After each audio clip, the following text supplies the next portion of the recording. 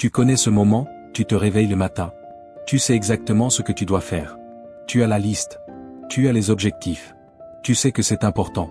Et pourtant, tu es là, sur ton téléphone, à repousser. Encore. Et tu te dis, j'ai juste besoin de motivation. Demain, je m'y mets. Écoute-moi bien. Si tu attends la motivation pour agir, tu es déjà en train de perdre. Et le point important, vraiment important, c'est que les personnes disciplinées ressentent exactement la même chose que toi. La flemme, le doute, la fatigue mentale. La seule différence, c'est ce qu'elles font quand la motivation est à zéro. Et c'est précisément ce qu'on va voir aujourd'hui. Voilà le truc. On nous a menti sur la discipline. On nous a fait croire que les personnes disciplinées étaient toujours motivées. Toujours prêtes. Toujours déterminées. C'est faux.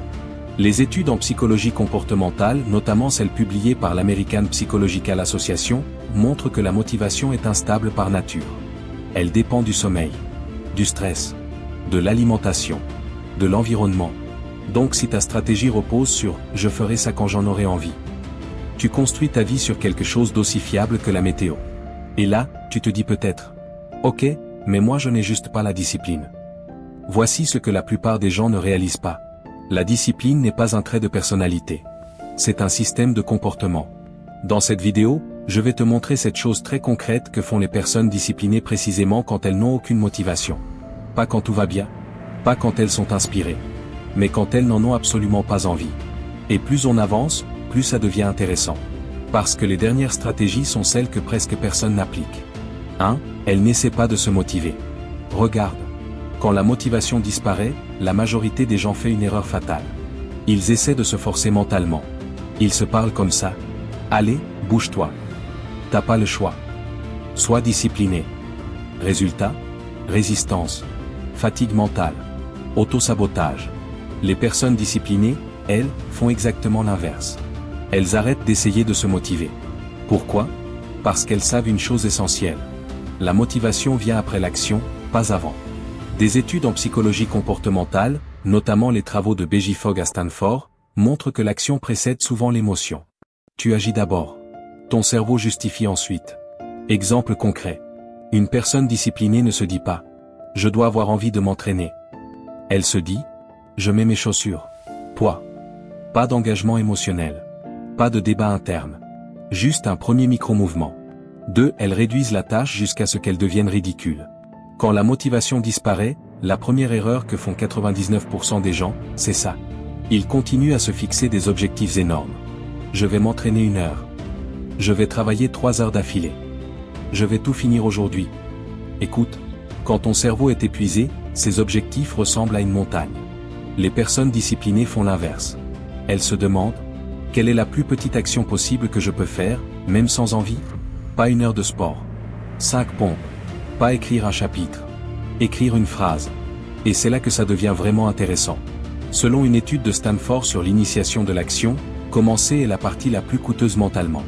Une fois lancé, l'effort perçu chute drastiquement. Analogie simple.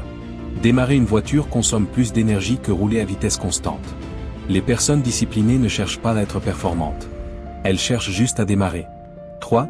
Elles suivent des règles, pas des émotions. Écoute bien ceci, c'est crucial. Les personnes disciplinées ne se demandent pas « est-ce que j'en ai envie aujourd'hui ?» Elles se demandent « quelle est la règle ?» Par exemple, « je m'entraîne les lundis, mercredis et vendredis. » J'épargne 10% de tout ce que je gagne. Je travaille sur mon projet 60 minutes par jour. Pas de négociation. Les neurosciences le confirment. Plus tu prends de décisions, plus tu fatigues mentalement. C'est la fatigue décisionnelle. Les règles éliminent le choix. Et sans choix, il n'y a plus de lutte. Analogie simple. Un feu rouge ne te demande pas si tu es motivé pour t'arrêter. Tu t'arrêtes. Parce que c'est la règle. 4. Elles n'écoutent pas leur humeur. Voilà une vérité qui dérange. Ton humeur n'est pas un bon conseiller. La plupart des gens vivent comme si leur état émotionnel devait valider leurs actions. Je n'ai pas envie, donc je ne fais pas. Les personnes disciplinées fonctionnent différemment. Elles séparent l'émotion de l'action. Regarde ça comme un pilote d'avion. Il ne dit pas « je ne me sens pas très motivé aujourd'hui, je vais décoller demain ». Il suit une checklist. Les personnes disciplinées ont des règles, pas des envies. Par exemple, à 7 heures, je travaille 25 minutes. Peu importe comment je me sens. Je m'entraîne les lundis, mercredis, vendredis. Poids. Et là, tu te dis peut-être. Oui mais moi, quand je suis fatigué, je n'y arrive pas. Justement. La discipline commence quand l'émotion dit non. 5. Elle se concentre sur l'identité, pas sur le résultat. La plupart des gens se disent « Je dois être motivé pour agir ». Les personnes disciplinées se disent « Quel type de personne je suis en train de devenir ?» Voici ce que la plupart des gens ne réalisent pas. Chaque action est un vote pour ton identité. Quand tu travailles sans motivation, tu ne fais pas qu'avancer sur une tâche. Tu renforces l'identité de quelqu'un de fiable. Et c'est là que ça devient puissant. Une étude publiée dans European Journal of Personality montre que les comportements répétés façonnent l'identité bien plus que les intentions. Analogie simple. Tu ne deviens pas discipliné parce que tu le es déjà. Tu le deviens en agissant comme quelqu'un de discipliné, même quand tu n'en as pas envie.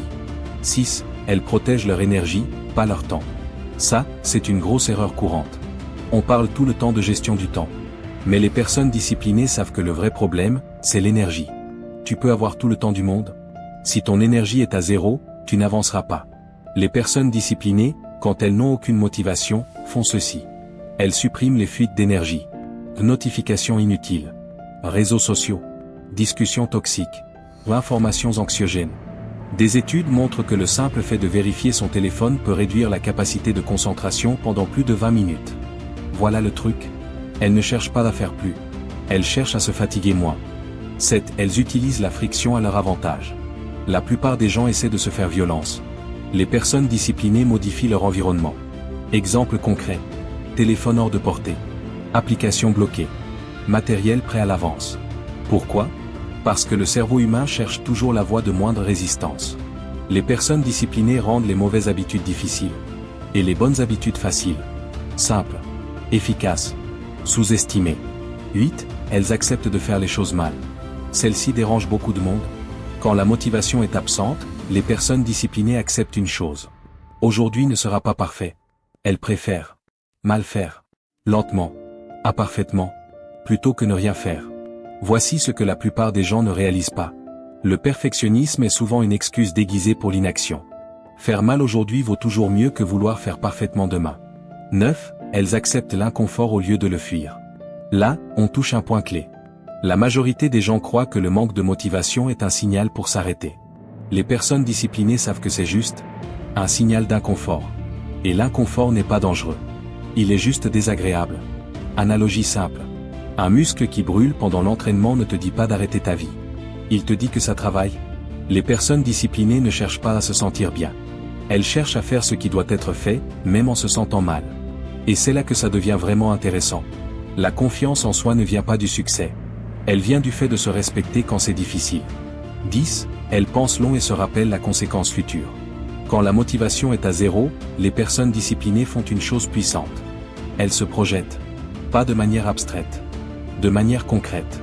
Elles se demandent, si je ne fais pas ça aujourd'hui, à quoi ressemblera ma vie dans 6 mois ? Et écoute, ce n'est pas de la peur. C'est de la lucidité. Quand tu n'as aucune motivation, ton cerveau pense en mode immédiat. Repos, plaisir, évitement. Les personnes disciplinées font un switch mental très simple. Elles se demandent, qu'est-ce que mon moi du futur voudrait que je fasse maintenant ? Pas dans 10 ans. Pas dans 5 ans. Juste demain. Des recherches en économie comportementale montrent que plus tu te connectes à ton toi futur, plus tu prends de décisions responsables. Exemple, épargner au lieu de dépenser. Travailler au lieu de procrastiner. Elles ne vivent pas pour aujourd'hui. Elles vivent avec demain en tête. Si tu retiens une seule chose de cette vidéo, retiens ceci. Les personnes disciplinées ne sont pas spéciales. Elles ne sont pas plus motivées. Elles ne sont pas plus fortes mentalement au départ. Elles ont juste appris à agir sans négocier avec leurs émotions. Et ça change tout. Conclusion. La discipline n'est pas spectaculaire. Elle est silencieuse. Inconfortable. Souvent ennuyeuse. Mais elle fonctionne. Tu n'as pas besoin de motivation. Tu as besoin de systèmes simples, appliqués même quand tu n'en as pas envie. Commence petit. Commence mal. Mais commence aujourd'hui. Parce que ton futur toi te remerciera pour ce que tu fais maintenant. Choisis une seule chose de cette vidéo. Applique-la aujourd'hui. Pas demain. Aujourd'hui. C'est comme ça que tout change.